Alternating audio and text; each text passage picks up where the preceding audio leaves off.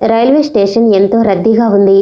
వచ్చే రైళ్లు, పోయే రైళ్లు, ఎవరు ఏ గమ్యానికి వెడుతున్నారో పట్టించుకోకుండా ఎక్కిన ప్రయాణికులందరినీ మోసుకుపోతున్నాయి. ఎవరు ఎక్కడ దిగిపోయినా, ఎవరెక్కడ ఎక్కినా అవి పట్టించుకోవు. ఒకవేళ ఎవరైనా దూకినప్పటికీ వాటికేమీ తెలియదు. రకరకాల మనుషులు, వివిధ రకాల మనస్తత్వాలు గల వారు ప్రయాణిస్తుంటారు. వారైతే తమ సీటు, సామాను భద్రం తప్ప మరేమీ పట్టించుకోరు. ఈ విచిత్రమంతా ఆ సృష్టికర్త చిద్విలాసం అనుకోవాల్సిందే. అందుకే కాబోలు గాడ్ ఈజ్ వెరీ గ్రేట్ అన్నారు. ఈలోగా పెద్ద చప్పుడు చేసుకుంటూ ఓ రైలు వచ్చి ఆగింది. శిల్ప ఓ బోగిలో ఎక్కింది. ఆమెను అనుసరించి 3 స్నేహితురాళ్ళు ఎక్కారు. శిల్ప, ఇదిగో ఇక్కడ విండో దగ్గర కూర్చో. చక్కగా ప్రకృతి దృశ్యాలు చూస్తూ ఉండొచ్చు. నీ బ్యాగేజీ సీటు కింద పెట్టుకో. భద్రం, జాగ్రత్తలు చెప్పింది జ్ఞానేశ్వరి. బిస్కెట్ ప్యాకెట్స్ ఉన్నాయిగా, అడ్డమైన చెత్త కొనుకు. బిస్కెట్సే తిను, తెలిసిందా? శాంతి సలహా ఇచ్చింది. ఏమిటి ఈ అప్పగింతలు? చికాకు పడుతున్నట్లు అంది శిల్ప. నీ మొహంలే, అప్పగింతల రోజు దగ్గరలోనే ఉంది. తొందరెందుకు? అప్పుడు మీ పేరెంట్స్తో పాటు మేము కూడా నిన్ను మీ ఆయన గారికి అప్పగిస్తాంలే, కల్పన అంది నవ్వుతూ. ఊరుకోవే, వేళ కొలాలు ఇప్పుడేమిటి? అది అసలే భయపడి చస్తుంటే. అసలు ఈ పెళ్లి చూపుల సంబరమంతా ఈ కల్పనదల్లే ఉంది. లేకపోతే చూడు మరి, శాంతి వ్యంగ్యంగా వ్యాఖ్యానించింది. నేనైతే ఈ చూపుల తతంగాని ఒప్పుకోనుగా. నాదంతా డేషింగ్ నేచర్. నా లైఫ్ పార్ట్నర్ని నేనే సెలెక్ట్ చేసుకుంటాను. సారీ, సెలెక్ట్ చేసుకున్నాను కూడా. మాకు అవన్నీ తెలుసులే కానీ దాన్ని కాస్త స్థిమితంగా కూర్చోనివ్వు. అమ్మాయిలు, మీరు కాస్త కూర్చుంటారా? నా సీటులోకి వెళ్ళి నేను కూర్చోవాలి. సామాను గట్రా సర్దుకోవాలి, ఓ ముసలాయన ఆదుర్దాగా అన్నాడు. మేము దిగిపోయే వాళ్ళమేలేండి, ఈ సీట్లన్నీ మీకే, హాయిగా పడుకోవచ్చు కూడా, కల్పన అంది వెక్కిరింపుగా. వస్తే నీవెక్కడికొచ్చినా అల్లరైనా? కోపం నటించింది జ్ఞాని. కాదా మరి, అమ్మా నాన్నలకి గారాల కూచి, ఆ మాత్రం అల్లరి పెంకితనం లేకపోతే ఎలా? శిల్ప చురక వేసింది. కింద పెది విరుస్తూ వెవ్వెవ్వే అంటూ వెక్కిరించింది కల్పన. అయినా ఆమె కళ్ళు ఎప్పుడూ మెరుస్తూనే ఉంటాయి. పెదవులపై చిరునవ్వు లాస్యం చేస్తూనే ఉంటుంది. మాటలెప్పుడు ముద్దుగాను, గారంగాను, మారం చేస్తున్నట్టుగాను ఉంటాయి. ఎందరిలో ఉన్నా ఆమె ప్రత్యేకంగా కనబడుతుంది. అదే కల్పన స్పెషాలిటీ. జ్ఞానేశ్వరి శిల్పతో నింపాదిగా చెప్పింది. కంగారుపడి వెంటనే వచ్చాక అన్ని పనులు జాగ్రత్తగా చూసుకునిరా. అవసరమైతే లీవ్ ఎక్స్టెండ్ చేస్తాం. శిల్ప తల ఊపింది సరేనన్నట్లు. స్నేహితురాలు బోగిలోంచి దిగారు. విండోలోంచి చేయి చాపింది శిల్ప. జ్ఞాని, శాంతి శిల్ప చేతిని పట్టుకుని చూపులతో శుభాకాంక్షలు చెప్పారు. కాని కల్పన నేచర్ వేరు కదా. శిల్ప అరచేతిని తన అరచేతిలో బంధించి గట్టిగా నొక్కుతూ, ఏమిటి హ్యాండ్ ఇస్తున్నావా? అదేమీ కుదరదు, మళ్ళీ వెంటనే తిరిగి రావాలి. మాకు జరిగినవన్నీ చెప్పాలి, తెలిసిందా? అంటూ గోటితో అరచేతిని మీటి అంతటితో ఆగకుండా కన్ను కిట్టింది. అబ్బా, చాలేవే నీ సరసాలు. నీ రౌడీ చేష్టలు నా దగ్గర వేయకు తల్లి, చెయ్యి వదిలిపెట్టు అని తన అరచేతిని లాక్కుంది శిల్ప. రైలు కోత వినబడింది. గార్డు పచ్చ జెండా ఊపాడు. రైలు మెల్లగా కదిలింది. జ్ఞాని, శాంతి టాటాలు చెప్పారు. కాని కల్పన మనసు ఎందరికి తెలుసు? ఆమె మనసు వెన్నలా కరిగిపోతుందని. ఆప్తమిత్రురాలు అలా దూరమవుతుంటే తాత్కాలికంగానే అయినా అదేమిటో మరి కల్పన గుండె నీరయింది. కళ్ళు చెమ్మగిల్లాయి. చెక్కిళ్ల మీదకు జాలువారుతున్న కన్నీటితోనే, ఎరుపెక్కిన కళ్లతోనే, బరువెక్కిన గుండెతోనే వీడ్కోలు చెబుతూ టాటా చెప్పటం మర్చిపోయింది. మంచి మనసన్నా, మమతానురాగాలతో నిండిన స్నేహమన్నా ఇదే కాబోలు. రైలు ఆ రోజు రాత్రి 1:10 రాజమండ్రి స్టేషన్ చేరుకుంది. బోగులో కూర్చున్న శిల్ప విండోలోంచి కొద్దిగా తల బయటకు పెట్టి తండ్రి కోసం రుక్కులు సారించింది. తండ్రి ప్లాట్ఫామ్ మీద ఓ చోట కనిపించారు. చేయి ఊపింది కానీ లైట్ల వెలుతురన్నా తండ్రి చూడలేదు. రైల్లోంచి బ్యాగ్తో సహా దిగి భోగివైపు వస్తున్న తండ్రిని పిలిచింది. తండ్రితో వచ్చిన గుమస్తా వీరన్న, అమ్మాయి గారు ఇటివ్వండి అంటూ సూట్ కేస్ తీసుకున్నాడు. కూతుర్ని చూడగానే తండ్రి ముఖం వికసించింది. మమ్మీ రాలేదా? రాలేదమ్మా, పనులతో సతమతమవుతుంది. అందుకే వీరన్న నేను వచ్చాము. అందరూ స్టేషన్ బయటకు వచ్చారు. ఓ మూలగా పార్కు చేసిన ప్రీమియర్ కారు దగ్గరికి వెళ్లారు. దండాలమ్మా అన్నాడు డ్రైవర్ నాయర్. బాగున్నావా నాయర్? తమ దయవల్ల ఇలా ఉన్నానమ్మా. బ్యాగేజీ డిక్కీలో పెట్టాడు డ్రైవర్. ఇల్లు చేరారు. కారు గేటులో నుంచి వెళ్ళి పోర్టికోలో ఆగింది. కారు చప్పుడు విని తల్లి వచ్చింది. అమ్మని చూడగానే శిల్ప ముఖం ప్రఫుల్లమైంది. గబగబా వెళ్ళి తల్లిని వాటేసుకుంది. తల్లి కూతురును అక్కున చేర్చుకుని తలనిమిరింది. చిన్నపిల్లలా బిహేవ్ చేస్తున్న కూతురు ఆప్యాయతకి తల్లి కళ్ళు చెమ్మగిల్లాయి. ఇంట్లో పనివాళ్లంతా వచ్చి శిల్పను పలకరించారు. చెల్లెలు వచ్చిందని తెలియగానే అక్క నిద్రలేచి వచ్చింది. అర్ధరాత్రి వరకు పని సరిపోయింది. ఇంతకు ముందే నడుము మల్చాను. కునుకు పట్టింది కాబోలు. నువ్వు రాగానే నిద్రలేపమన్నాను. ప్రయాణంలో అలసిపోయినట్లున్నావు. స్నానం చేసి భోంచేతువు గాని పదా అంటూ అక్క చెల్లెల్ని చేయి పట్టుకుని లోపలికి నడిపించింది. పెళ్లివారి కోసం ప్రత్యేకంగా ఓ గెస్ట్ హౌస్ బుక్ చేశారు. ఇల్లంతా అందంగా డెకరేట్ చేశారు. హ్యాంగింగ్ ఫ్లాట్స్కు కూడా అలంకరించారు. తల్లి కూతుర్ని సమీపించి చెప్పింది, parrot green Chanderi silk sorry కట్టుకో. ఆ ఎమడ్డాలు సెట్ కూడా పెట్టుకో. అలాగేలేవే. వాటిని ఆ ఏడాది శిల్ప బర్త్డేన కొన్నారు. శిల్ప బట్టలు వేసుకుంది, నగలు ధరించింది. ఆమె అందానికి దిష్టి తగలకుండా చెక్కిల పక్క నుంచి ఓ ఎర్ర గులాబీ తొంగి చూస్తుంది. నుదుటిపై తీర్చిదిద్దుకున్న సింగార తిలకంతో పోటీ చేస్తూ ఒకసారి చూస్తే మళ్ళీ చూడాలన్న అమాయకత్వం, శరీర లావణ్యం, ఆమె సహజమైన సొగసును, సౌందర్యాన్ని ఇముడింపచేస్తున్నాయి. శిల్ప తల్లి వరలక్ష్మమ్మ. ఆమె హడావిడికి అంతులేదు. బ్యాంక్ లాకర్లో దాచిన మామగారి నగలను కూతురు కోసం తెప్పించింది. నాకు ఈ నగలు వద్దు, మోటుగా ఉన్నాయి అని కూతురు ముఖం ముడుచుకునేసరికి ఆ నగలను ఆమె ధరించింది. రకరకాల స్వీట్స్ హార్ట్స్ చేయించింది. ఆమెలో ఆడపిల్ల తల్లి లక్షణాలు లేవు. మగపిల్లవాడి తల్లిలా ఇల్లంతా గలగలా చుట్టేసి హైరాణ పడిపోతుంది. అయితేనేమి, ఎంత కాదనుకున్నా ఆమె మనసులో ఏదో మూల అశాంతి రేగుతూనే ఉంది.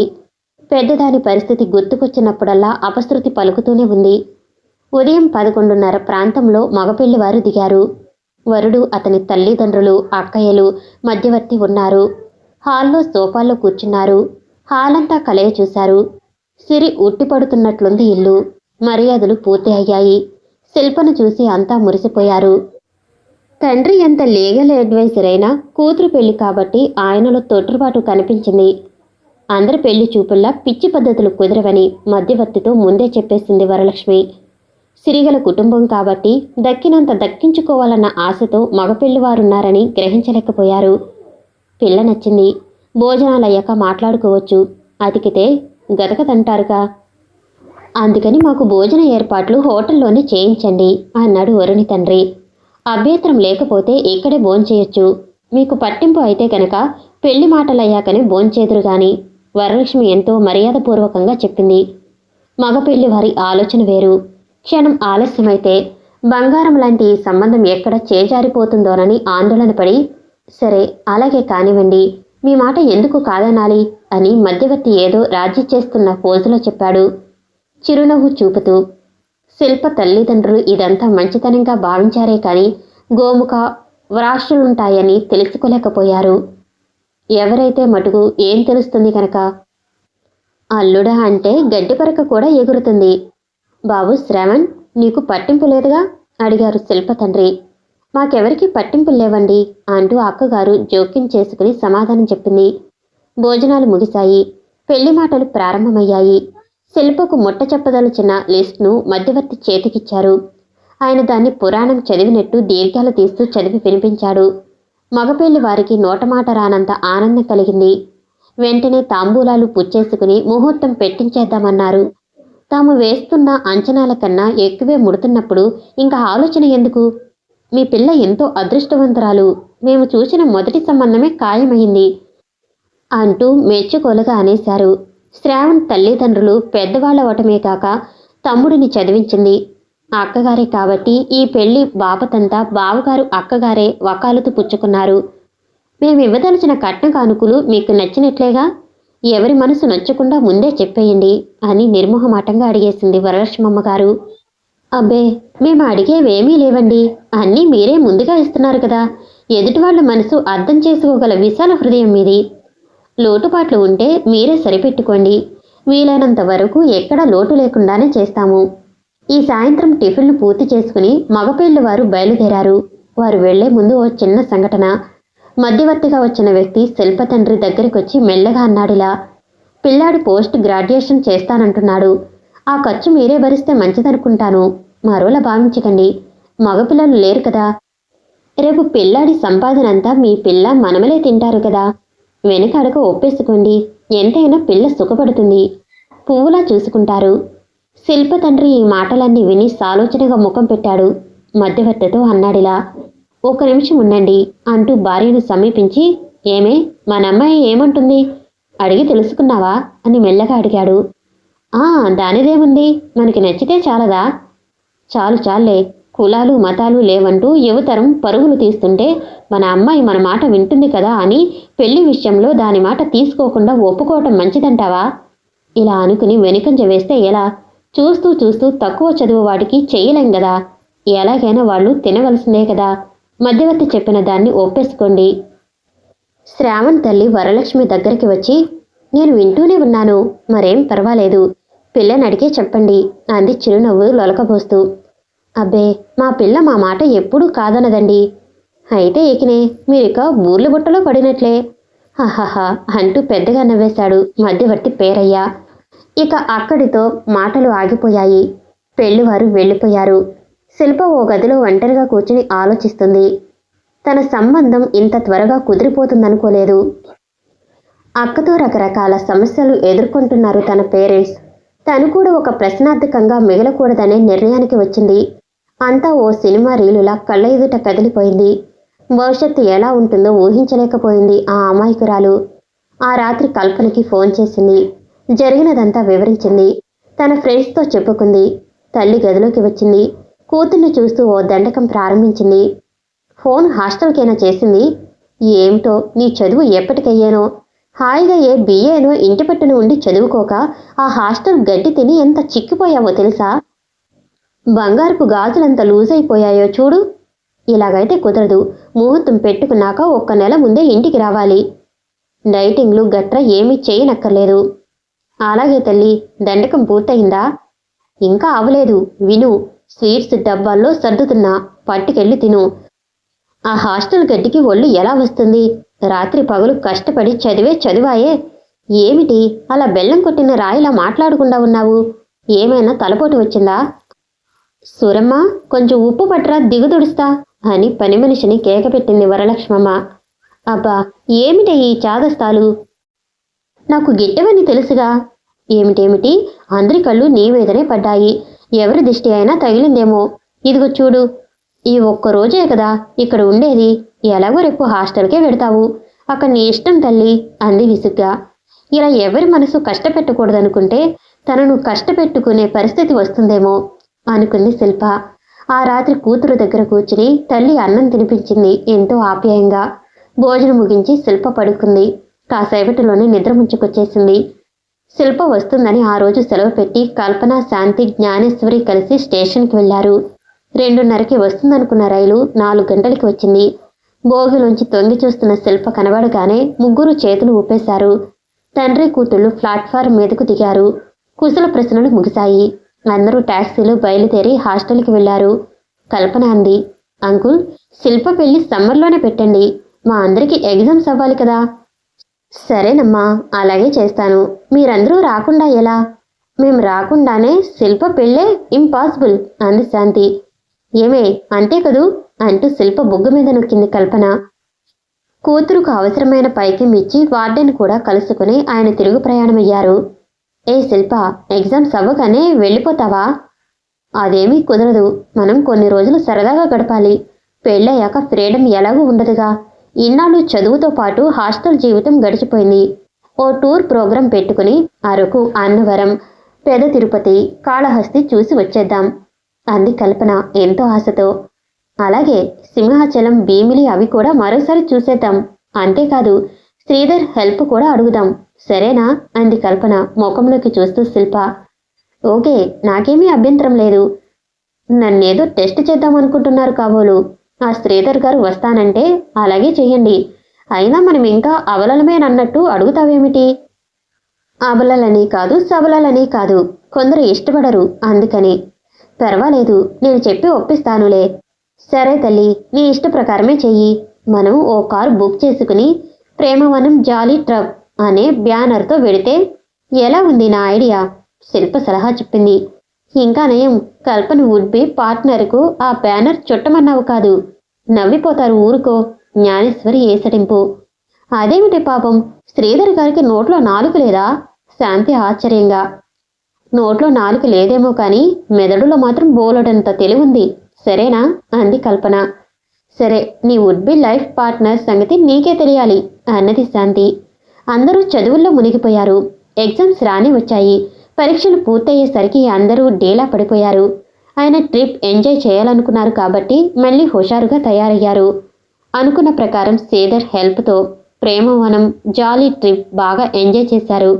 ప్రతి చోట గ్రూప్ ఫోటోలు, ఇండివిడ్యువల్ ఫోటోలు దిగారు.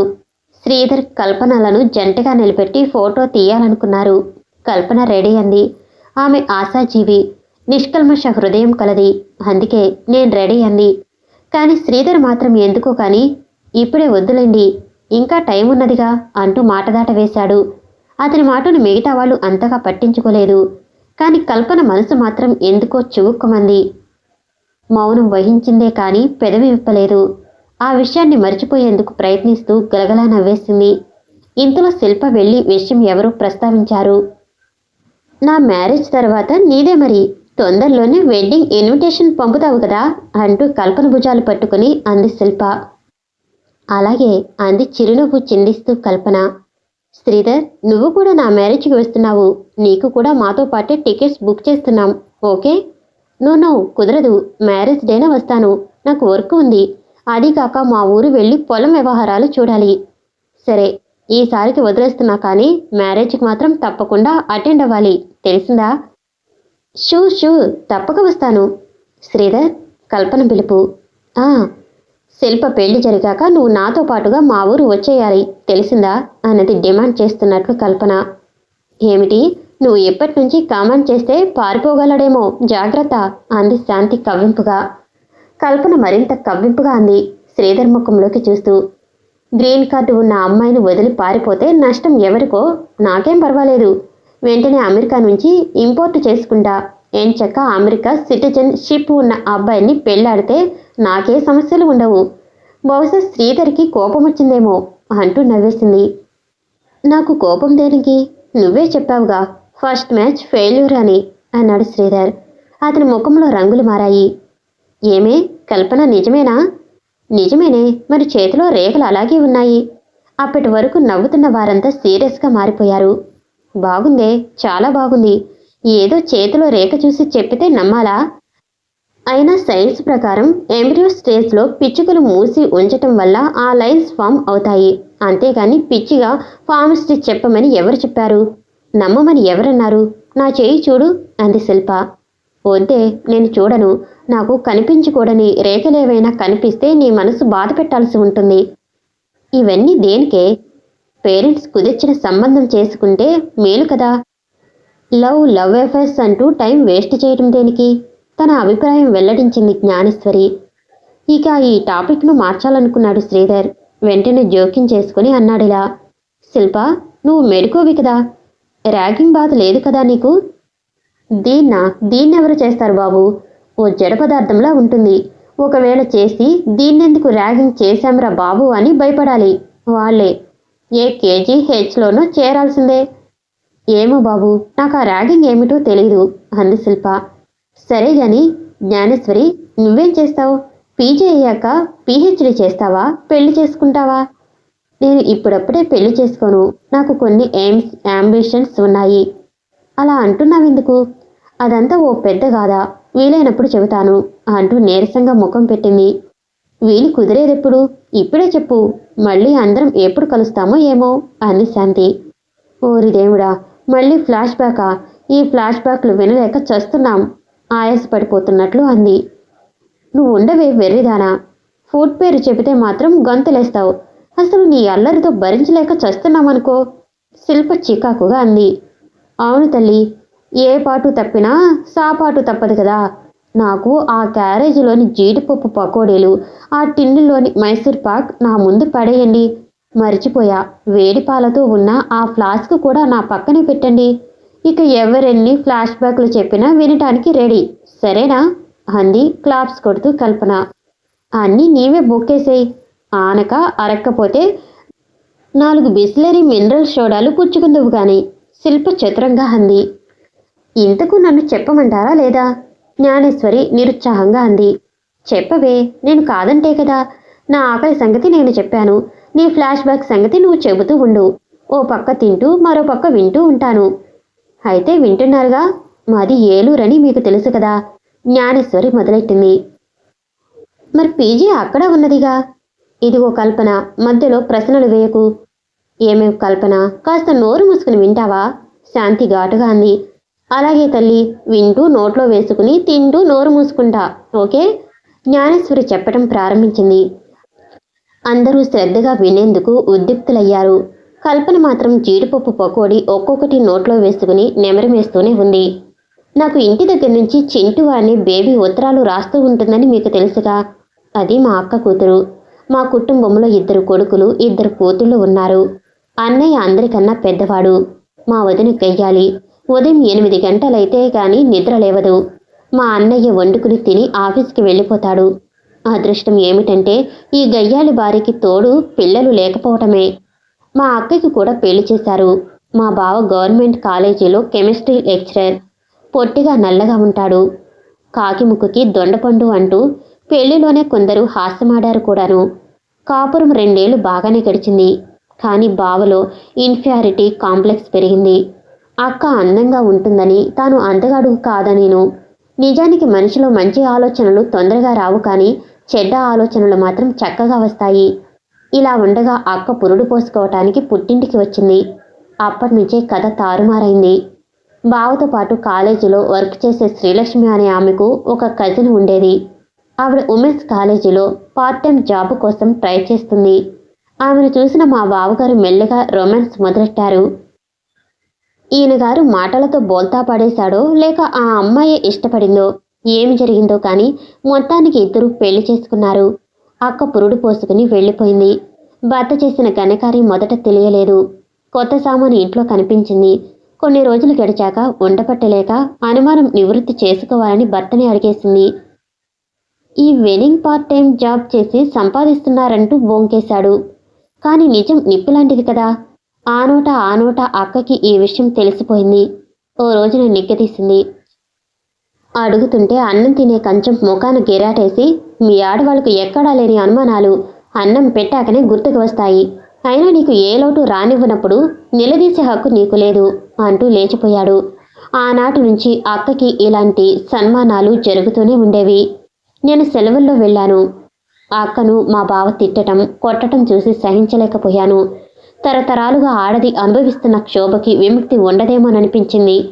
అక్క పరిస్థితి దయనీయంగా ఉంది. అక్కను తీసుకువచ్చి నేను ఉద్యోగం చేస్తూ ఆమెను పోషించాలన్నంత ఆవేశం కలిగింది. అలాగే చేశాను. అక్కను ఇంటికి తీసుకువచ్చాను.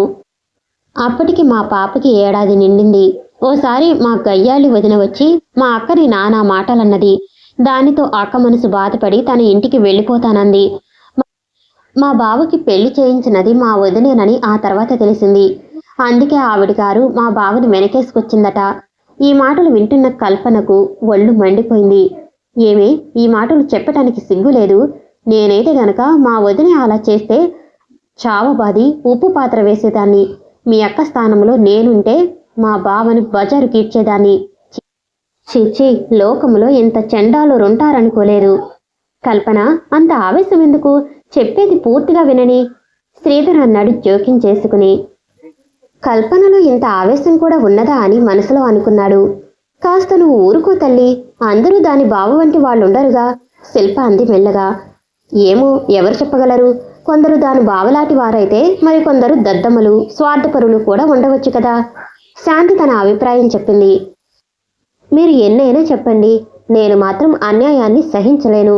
మంచికి తల ఉంచుతాను. మానవత్వానికి పట్టం కడతాను. అన్యాయం జరిగితే మాత్రం ఊరుకోను. నాలో రెబెల్ నేచర్ కూడా ఉంది. కల్పన ఆవేశాన్ని అణుచుకుందుకు ప్రయత్నిస్తూ అంది. తను వుడ్ బి లైఫ్ పార్ట్నర్ సైకాలజీని అలా పరీక్షిస్తున్నట్లుగా పరిశీలనగా చూస్తున్నాడు శ్రీధర్. జ్ఞానేశ్వరి మళ్ళీ చెప్పనారంభించింది. అక్కకు పుట్టింటిలో కూడా ప్రశాంతత కరువయింది. అన్నయ్య వచ్చి ఒకటే గొడవ చేసేవాడు. పెళ్ళిడికొచ్చిన చెల్లెలు ఇంట్లో ఉండగా నీవు వచ్చి ఇక్కడ కూర్చుంటే ఎలా? భర్తను వదిలి వచ్చే స్థితి మన ఇంట వంట లేదు. దాన్ని అత్తారింటికి పంపేయండి అనేవాడు. మా అక్కకి డిగ్రీ ఉంది, అయినా ఉద్యోగాలు ఎక్కడ వస్తాయి? 2-3 బ్యాంక్ టెస్టులు వ్రాసింది. ప్రైవేటుగా బీఈడీకి అప్లై చేయించారు నాన్న. తల్లి లేని కుటుంబం కనుక ఎటూ పాలుపోక ఆ అక్కని ఏదైనా ఉద్యోగంలో చేర్పించాలనుకున్నారు. కానీ విధి గొప్పది. అన్నయ్య చేత కోర్టులో దావా కూడా వేయించారు. కోర్టులకి చెవులే గాని కళ్ళు లేవుగా. తన భార్యని బిడ్డని తన వద్దకు పంపితే చక్కగా చూసుకుంటానన్నాడు బావ. 2 భార్యలను సమంగా చూసుకుంటానని డంపాలు పలికాడు. ఇందుకు అక్క ఒప్పుకుని భర్త దగ్గరికి వెళ్ళిపోయింది. అక్క బావ వెనుక వెడుతుంటే ఒక బలి పశువులా కనిపించింది. మళ్ళీ ఆ నరకంలో అడుగు పెట్టకు అని ఒకవేళ నేను చెప్పినా ఎవరు వింటారు? అందుకే చేసేది లేక కన్నీళ్లతో వీడ్కోలు చెప్పాను. ఈ మాటలు చెప్పినప్పుడు జ్ఞానేశ్వరి కంఠం రుద్ధమైంది. అయినా తాను చెప్పదలుచుకున్నది ఎక్కడ ఆగిపోతుందోనని పెదవుల మీద చిరునవ్వు తెచ్చుకుంది. కల్పనలో ఈసారి ఆవేశం కనిపించలేదు. 2-3 సార్లు గొంతులో గుటకలు పడ్డాయి. వదనం వివర్ణమైంది. కళ్ళు బరువెక్కినట్లుగా ముభావంగా చూస్తుంది. ఒక్కొక్కల జీవితంలో ఇంత అంధకారం ఉంటుందా అని ఆశ్చర్యపోతున్నట్లున్నాయి ఆమె చూపులు. అందుకేనేమో నీకు మ్యారేజ్ లైఫ్ అంటే అంత విరక్తి కలిగింది అంది శాంతి. అయినా అందరినీ ఒకే యాంగిల్ నుంచి చూస్తే ఎలాగండి? మంచివాళ్ళు ఉండరా?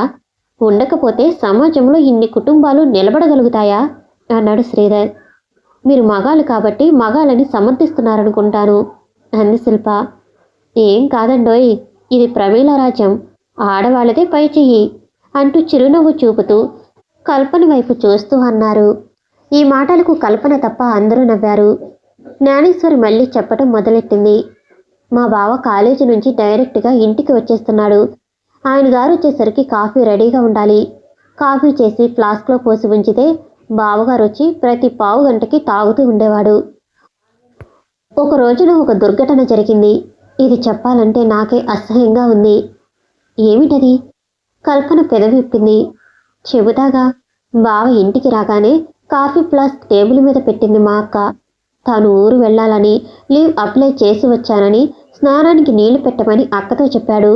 ఆమె వంటగదిలోకి వెళ్ళిపోయింది. ఈలోగా 2 కప్పుల్లో కాఫీ పోసి ఉంచాడు. అక్క వచ్చినప్పుడు ఒక కప్పు అక్క చేతికిచ్చాడు. ఈ అనురాగాన్ని చూచి అక్క ఐసైపోయింది. ఆ కప్పును మళ్ళీ టేబుల్ మీద ఉంచి ముందు మీ స్నానం కానివ్వండి, నేను తర్వాత తాగుతాను అని ఆ కప్పు మీద శాస్త్ర మూత పెట్టి బాత్రూంలో నీళ్లు సిద్ధం చేయటానికి వెళ్ళింది. బావ త్వరగా స్నానం ముగించి డ్రెస్అప్ అయ్యి 4 తీయని కబుర్లు చెప్పి వెళ్ళిపోయాడు. కాఫీని మళ్ళీ వెచ్చపెట్టుకు తాగుతామని తడిబట్టలు ఆరేయటానికి పెరట్లోకి వెళ్ళింది. బట్టలు ఆరవేసి వచ్చి చూసేటప్పటికీ కాఫీ కప్పు బోల్తా పడి ఉంది. కాఫీ ఒలికిపోయింది కూడా. కానీ తను నమ్మలేని ఓ భయంకరమైన దృశ్యం ఆమె కళ్ళబడింది. పిల్లి నేల మీద చచ్చిపడింది. దాని నోటి దగ్గర నేల మీద కాఫీ పరుకులు కూడా కనిపించాయి. ఏమిటి ఘోరం? ఈ కాఫీలో పాయిజన్ కలిసిందా? ఎవరైనా కలిపారా? ఎవరి పని చేస్తారు? ఎవరు చేయగలరు అని అయోమయంలో పడిపోయింది. ఇక ఏమీ ఆలోచించకుండా ఆ వీధిలోనే ఉన్న ఒక ఆర్ఎంపీ డాక్టర్ దగ్గరకు పరిగెత్తింది. ఆ డాక్టర్తో పాటు ఇంటికి తిరిగి వచ్చి చూసేసరికి తెల్లని పిల్లి కాస్త నీలం రంగులోకి మారిపోయింది. పోలీస్ రిపోర్ట్ ఇచ్చారు. ఆ కాఫీని టెస్ట్కి పంపారు. దానిలో సిల్వర్ నైట్రేట్ కలిసినట్లు రిపోర్టులో వెల్లడైంది. ఫ్లాస్క్లో కాఫీ మంచిదేనని, పిల్లి తాగిన దానిలో పాయిజన్ కలిసిందని కూడా తెలిసింది. మా అక్క భయపడిపోయింది. భర్త ప్రేమగా చూసుకుంటానని తీసుకువచ్చింది ఇందుకేనన్నమాట అని ఆమె గజగజ వణికిపోయింది. ఆ ఇంట్లో ఉండటం క్షేమం కాదని ఇరుగు పొరుగు పెద్దలు అన్నారు. పుట్టింటికి తిరిగి వెళ్ళిపోమన్నారు. ఇంకా అంతే సరి. చింటూని తీసుకుని సూట్ కేసు సర్దుకుని పుట్టింటికి తిరిగి వచ్చేసింది మా అక్క. మళ్ళీ కోర్టులో కేసులు, గొడవలు, లంచాలు, అబద్ధాలు మామూలేగా. ఇప్పుడు మా అక్క బీఈడీ పూర్తి చేసి ఓ ప్రైవేట్ స్కూల్లో పనిచేస్తుంది. మా ఇల్లు ఆ అక్క పేరున వ్రాసేశారు. ఇది మా అక్క కాదా? ఏమిటోనే, మనం ఏదేదో అనుకుంటాం కానీ అంతా ఆ దైవలీల అంది శిల్ప నిట్టూర్పుతో. ఏమీ కల్పన, నీవేమంటావు అడిగింది శాంతి. ఏమీ అనను, నోరు మూసుకుంటున్నాను. ఏమన్నా చెబితే ఆవేశం వద్దంటున్నారుగా, అంతే. జ్ఞానేశ్వరి అందిలా. మనం భయపడటమే కానీ జీవితంలో ఏదీ తప్పదు. పెళ్లి అనేది జీవితంలో ఒక లక్ అని కొందరంటారు. మంచి చెడులు ఊహిస్తేను, ఆదర్శాలు వల్లిస్తేను అసలు పెళ్ళే లేదు. స్త్రీలో రెబెల్ నేచర్ లేదు, కానీ ప్రతి విషయాన్ని లోతుగా ఆలోచిస్తాను. మా కుటుంబంలోని పరిస్థితులు నన్నిలా చేశాయి. నిజానికి ఆదర్శాలు వల్లించే వాళ్ళలో ఎందరూ వాటిని నిలబెట్టుకుంటున్నారు? మన సంప్రదాయాలు, సంస్కృతి మనకు వరాలు లాంటివి. కానీ కుక్కగొడుగు లాంటి ఆలోచనలు పెరిగి వరకట్నాలు, ఆడదాన్ని బానిసగా చూస్తూ హింసించడం వంటివి జరుగుతున్నాయి. ఇవే మన సాంప్రదాయానికి మచ్చ తీస్తున్నాయి. భర్తను వదిలి పుట్టింటికి వచ్చిన ఆడదాన్ని సమాజం అంటుంది, తోబుట్టువులు, వదినలు గౌరవించటం లేదు. అందుకే ఆడది కూడా ఆత్మస్థైర్యంతో తన కాళ్ళ మీద తాను నిలబడే స్థితికి ఎదగాలంటాను. అన్నట్టు అసలు విషయం చెప్పలేదనుకుంటాను. నా స్టడీస్ పూర్తయ్యాక మేము ఒక స్కూల్ ఓపెన్ చేయాలనుకుంటున్నాము. దానివల్ల మరి కొంతమంది ఆడవాళ్ళకి ఉపాధి కలిగించినట్లే కదా. అవుననుకో. నీ ఏం బేషుగ్గా ఉంది. మరి మీ అన్నయ్య సహకారం ఉండదా? శాంతి ప్రశ్నించింది. మా అన్నయ్య మంచివాడే కావచ్చు, కానీ మా వదిన రాక్షసి, పడనివ్వదుగా. రాక్షసత్వం అనేది కొందరి మగాళ్లతో పాటు కొంతమంది ఆడవాళ్ళలో కూడా ఉంటుంది. మా వదిన చూడు, ప్రతిరోజు వేధింపే సాధింపే. అయిన దానికి కాని దానికి పేచీ పెట్టుకుని అది మింగుతాను ఇది మింగుతానంటూ బెదిరిస్తుంటుంది. ఇప్పుడు అర్థమైందా? అవునే, ఈ సమాజమే జీవితం. మంచి మేధకుడైన భర్తకి గడుసు పెళ్ళం, కోపిష్టి భర్తకు శాంతమూర్తి, ఇలా కూడా లభిస్తూ ఉంటారు. అవునా? శిల్ప అంది నవ్వుతూ. అదే కాదు, నేను చిన్న పురాణ కథ చెప్పనా? అంది జ్ఞానేశ్వరి మళ్ళీ. అలాగే, ఆడవాళ్ళని ఓదార్చేదా ఆ కథ? కల్పన చిరుకోపాన్ని ప్రదర్శించింది. పోనీ అలాగే అనుకో. అదేమిటంటే, బ్రహ్మదేవుని కోడలు బొమ్మలు ఎంతో అందంగా తయారు చేస్తుందట. వదిన చేసిన బొమ్మలు చూసి తన బొమ్మలు బాగాలేవని మారం చేసిందట కూతురు. తన నుదుటున మంచి రాత రాయమని తండ్రిని కోరిందట.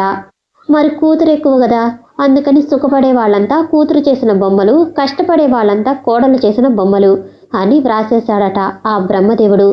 అలాగని సరిపెట్టుకోవాలి కదా. కష్టసుఖాలను స్త్రీ పురుషులు సమంగా పంచుకోవాలని మాత్రం ఆ బ్రహ్మదేవుడు రాయలేదంటారా? అంతేనా? కల్పన కోపంతోనే అంది. లెటర్ రాసి తెలుసుకుందాంలే అని శిల్ప అనగానే అందరూ నవ్వారు. అందుకే ఆడవాళ్ళలా ఉన్నారు అఘోరిస్తూ అని వ్యాఖ్యానించింది మళ్ళీ కల్పన. అబ్బా, నా బోర్తో మిమ్మల్ని బాధించాననుకున్నాను. ఇక వెళదామా?